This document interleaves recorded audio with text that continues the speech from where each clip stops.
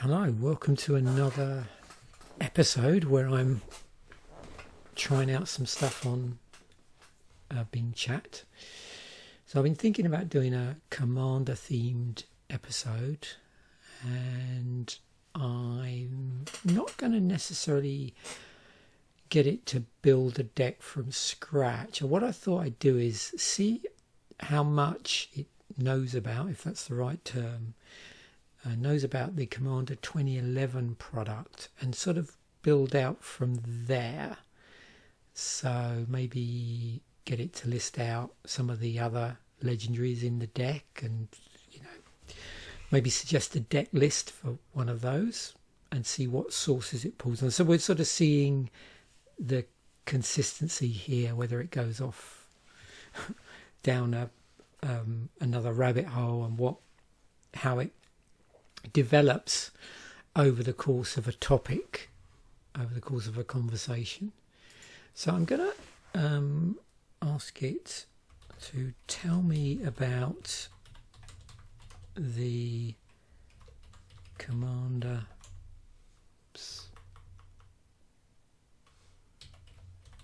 2011 product. I might actually, let's just try that. I'd have to be more specific. It might be fine without Magic the Gathering.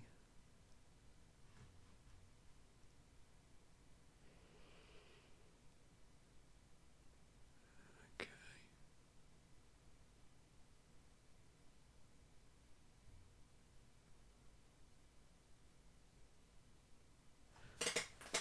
Okay, so this is good. It's actually giving the various houses, although of course technically at the time the deck was released they weren't referring to the wedges using those terms, but never mind. Okay, so unique extra is never okay. So let me just think. Last week I did an art flip through of the Counterpunch deck. So let me just do tell me about the Counterpunch deck.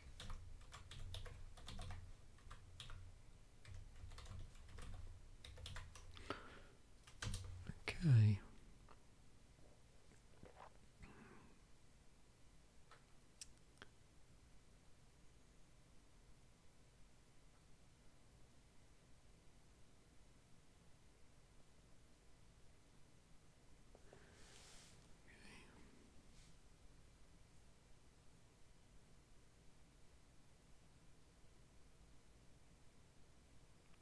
So I'm getting a list of notable cards.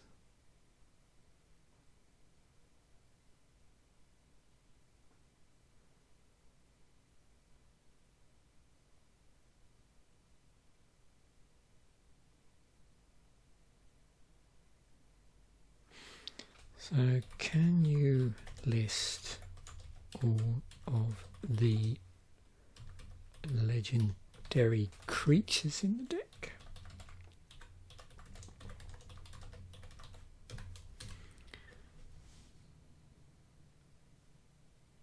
Now again, there was something this morning which I wish I'd recorded, which is one of the reasons why I'm recording this video now. Things went a bit wonky. Yeah, it's done it here as well, look. So it's pulled in it. So tell me about, sorry, in it I say, in Tet, the Dreamer.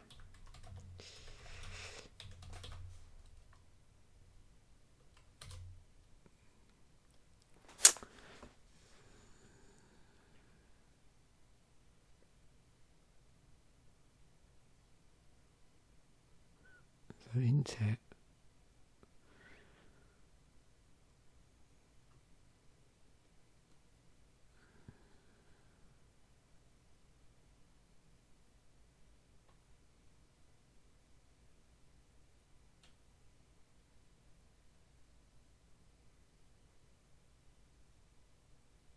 So yeah, it's here it's saying it's part of the counterpunch deck, and here it's saying it's one of the possible commanders for the mirror mastery pre-constructed deck.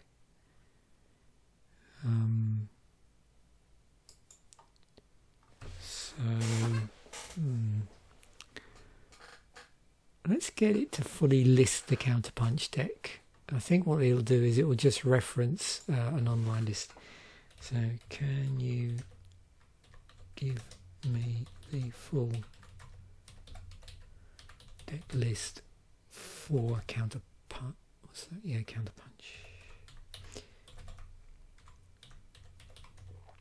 Now the other thing I've noticed it doing when I've been experimenting is sometimes it won't list the lands. It'll actually stop doing that. Again, it does this other thing where other people have seen this before, where it'll switch formatting. So yeah, here we're getting a proper list.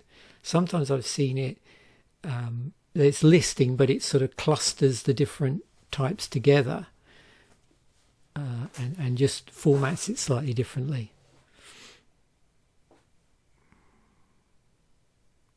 Oh, interesting.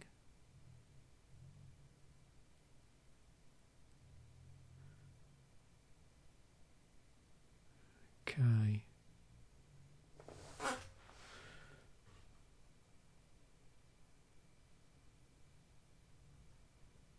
So what have we got? If we look down the list, there's Carador, Teneb, Vishkal. See, it didn't even mention... Yeah, it did mention, sorry, did mention Vishkal.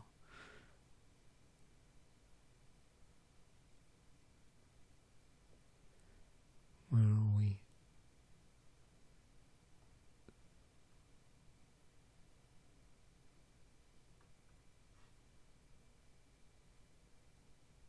So 1 minute int is there, and next minute it's corrected itself, which is fine. So what I'm going to do is get it to...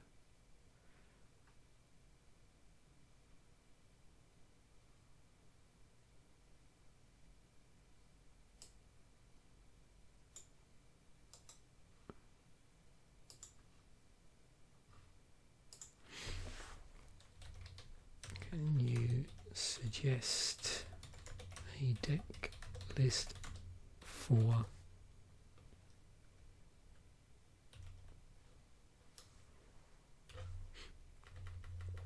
I will be specific here. I know I'm already talking about Commander, but I'll just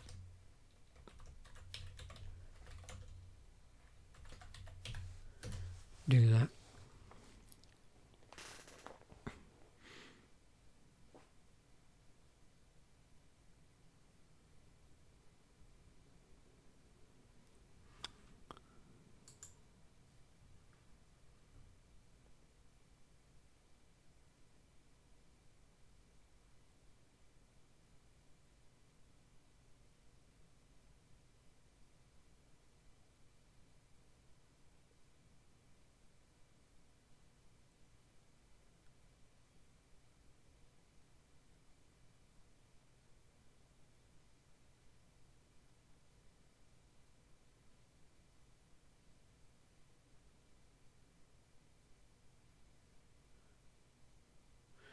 I wonder if the formatting from the sites it's pulling from is interfering here, or it could just be it's set up so it doesn't show more than a certain amount of lines in a box. I'm not sure. It's the first time I've actually seen it formatted like this.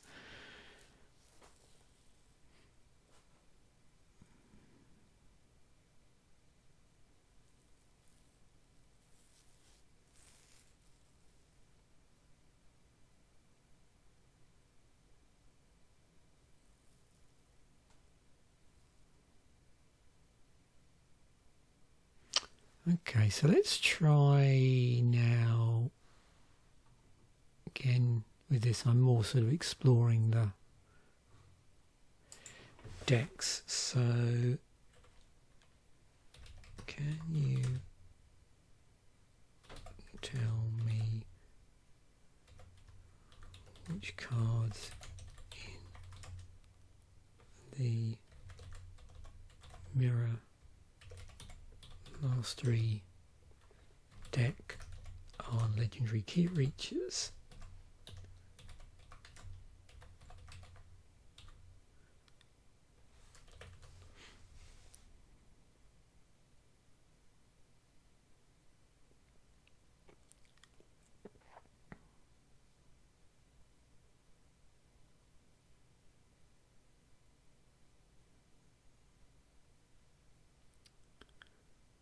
Earlier when I was sort of testing this out, I got into this situation where it was convinced that what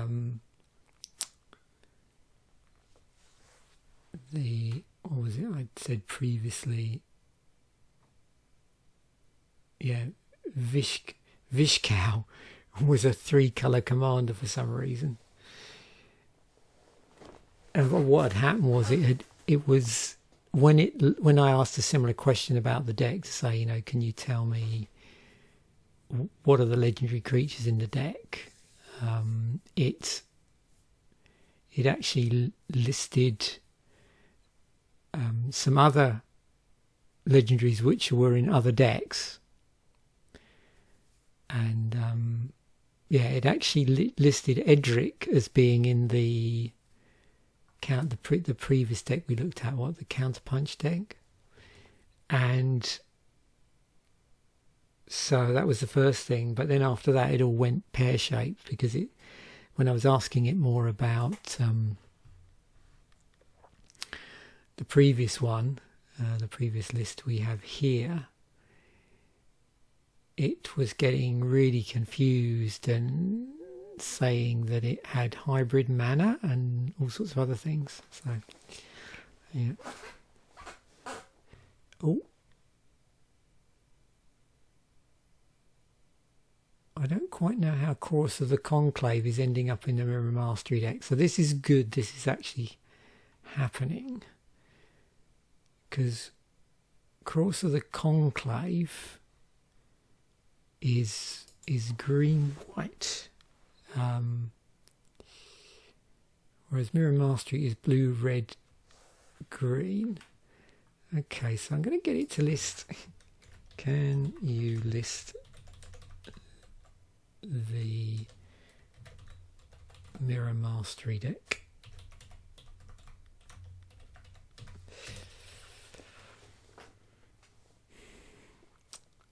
So yeah, do not use it to inform you about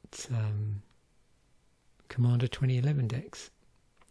If you're just going to ask it these sort of questions, it looks like the deck listing business is fine. Again, I could check against this. Oh yeah, that was the other thing. When I was asking it about the Counterpunch deck in a previous session, it also claimed that Animar was one of the one of the legends in there. So definitely getting a bit confused. I don't know where it's pulling this from actually. I haven't been checking the copy instructions. You can see it's not printing out all of the numbers, skipping them a bit. But at least it is printing the lands in this format. Yeah, is it going to tell me where that deck's coming from? I'm just going to bring up Notepad. No, I don't know where it's getting that information from then.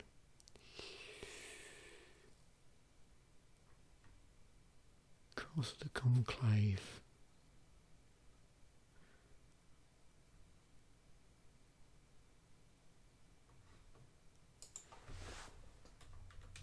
You mentioned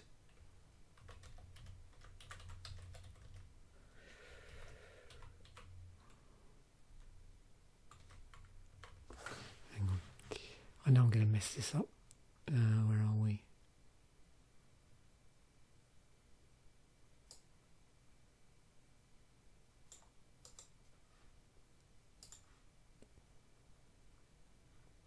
Chorus.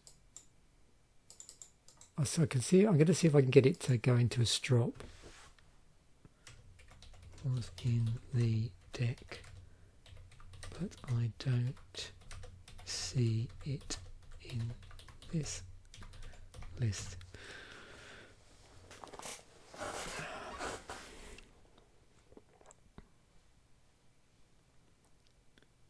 Oh, okay. So it is fessing up. Okay, that's good.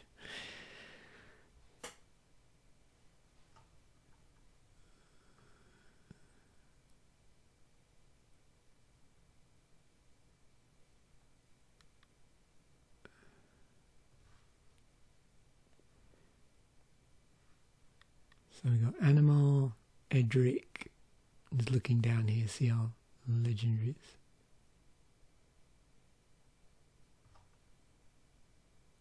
And he added in Course of the Conclave.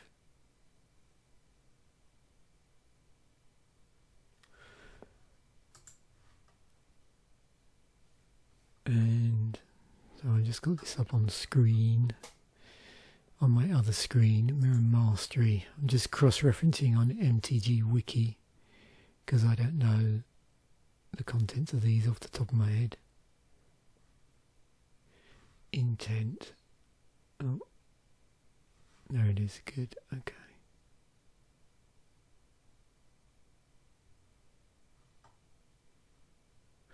It's funny, I think I've said this in previous episodes of the artwork video. Shows you how you misremember things. I was assumed incorrectly that there were a lot more legends generally in the decks, in those early decks.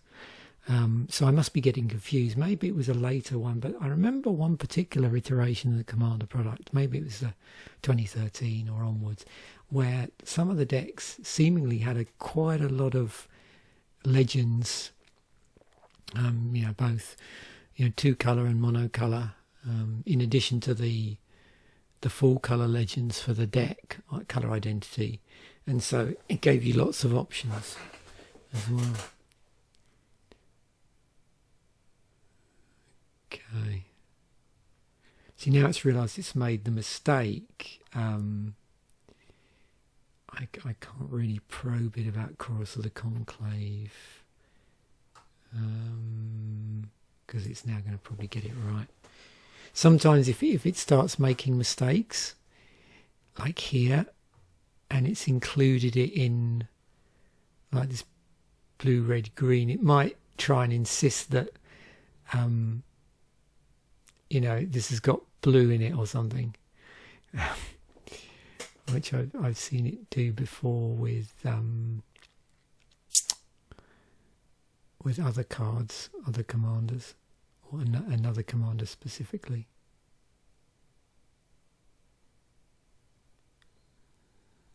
So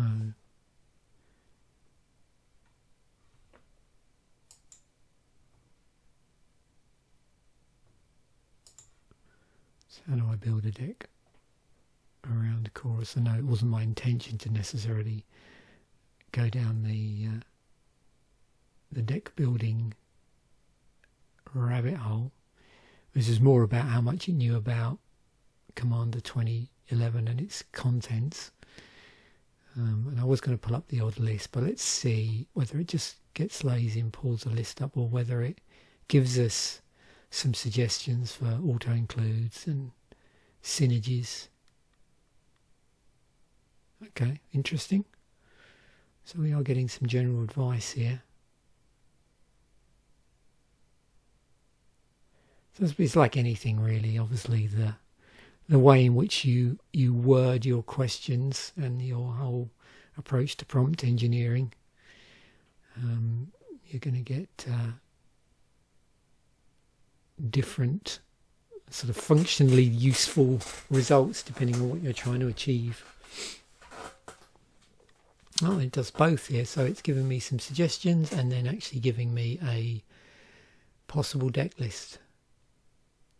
Now, it hasn't said whether, I've seen it in the past do things where it say this is the average deck from EDH Rec. Yeah, it's definitely into this splitting business, and look, it's going a bit wonky here. Oh, doubling season. Imagine that's an expensive deck.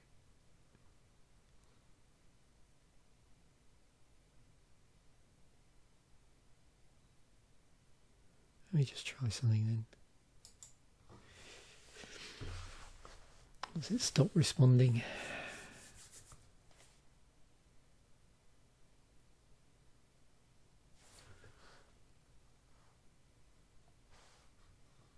How do I play this deck? That's always handy. Gives you advice there. Can you suggest a more budget-friendly recipe, not really, version of the deck?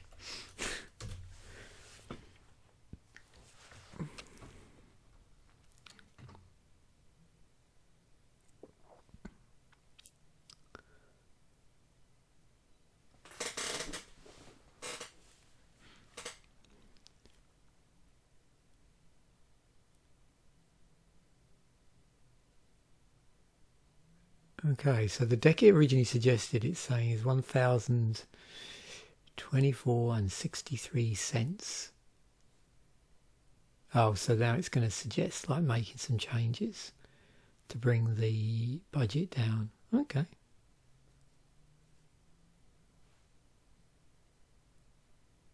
Oh wow, okay, so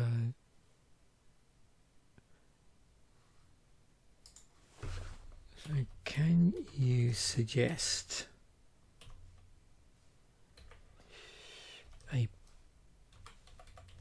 penny dreadful, or penny, I wonder if penny dreadful version of this. Now of course penny dreadful is an online format, but sometimes indirectly it results in the deck being cheaper in paper as well. Not always, because there are differences between some cards. There's instances on, I've seen the reverse true, where, you know, cards on Magic the Gathering Online obviously substantially cheaper than in paper anyway. But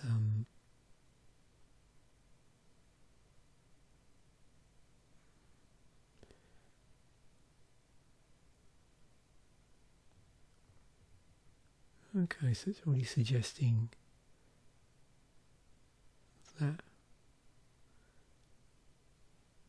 Okay, I'm a bit more hopeful that this is much better than my previous unrecorded session where, yeah, Bing Chat got quite irate when I questioned the fact that it believed that a commander was not, as it stated, 3-colour, and in fact 2-colour, as it was correctly. Right. Okay, still not very closer to the penny dreadful spirit. Okay, so yeah, it is doing that. Oh, how do the changes affect the performance of the deck? Okay.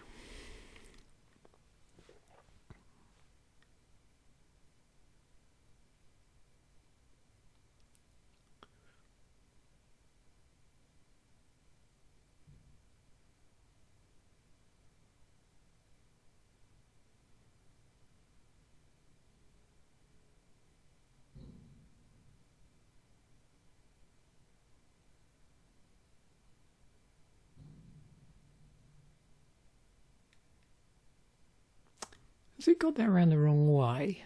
Saying, for example, replacing Primal Vigour with Doubling Season.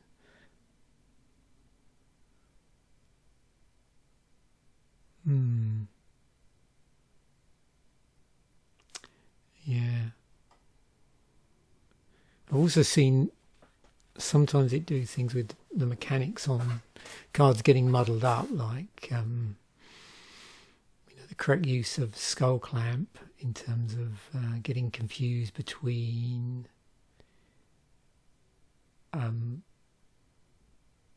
well, basically cards that produce tokens which are useful with skull clamp, where you've got 1/1 tokens, and then sacking them with skull clamp to get card draw, but getting it confused with cards which have are themselves have a sackability on them but don't have any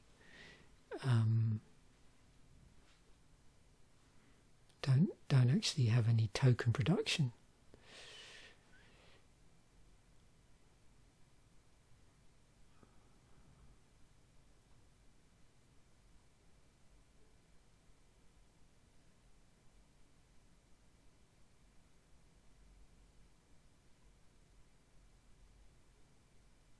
What else can I try here before I wrap this up?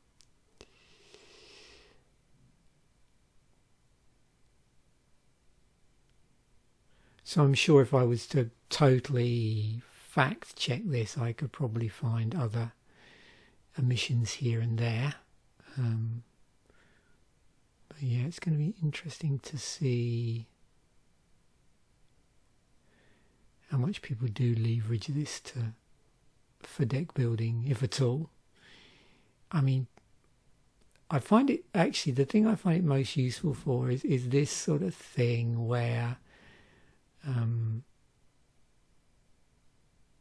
sometimes it's difficult. I mean, you can use stuff like some of those websites that do suggest like replace or cards that are similar functionality, and the name of the website has gone. I can't remember what it is, but it's interesting to see this sort of feature.